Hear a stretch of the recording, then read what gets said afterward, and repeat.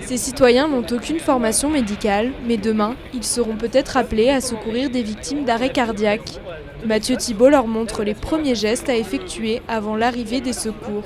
Plus tôt on commence le massage cardiaque et plus le taux de survie de la victime est importante.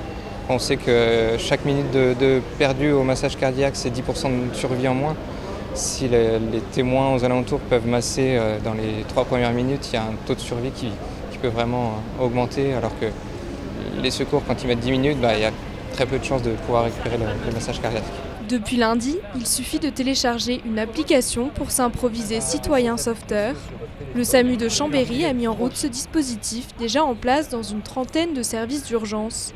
Il permet à chacun de porter secours à des personnes situées à proximité via la géolocalisation. Quand il y aura un appel au SAMU au 15 pour un arrêt cardiaque, les secours professionnels SAMU et pompiers vont être envoyés. En parallèle, SauveLife va être déclenché. Si vous avez SauveLife et que vous êtes à 10 minutes à pied de l'arrêt cardiaque, vous recevrez une alerte.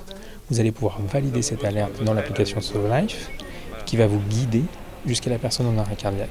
De l'autre côté, le SAMU va vous suivre, vous déplacer et va pouvoir vous appeler pour vous conseiller à réaliser les gestes qui sauvent. Pour intervenir, aucune formation n'est nécessaire, le seul critère, avoir plus de 15 ans. Grâce à cet outil, les services du SAMU espèrent doubler le nombre de survivants aux arrêts cardiaques. 80% des survivants d'arrêt cardiaque l'ont été parce qu'un témoin a permis l'initiation de ces gestes de survie. En savoir globalement, on a un tout petit peu moins de 400 arrêts cardiaques par an, avec actuellement une survie qui est de l'ordre de 7%.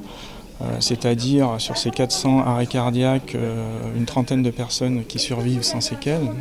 On espère pouvoir recruter un chiffre équivalent de personnes survivant à l'événement. Déjà téléchargée 170 000 fois en France, l'application a permis de sauver une trentaine de personnes.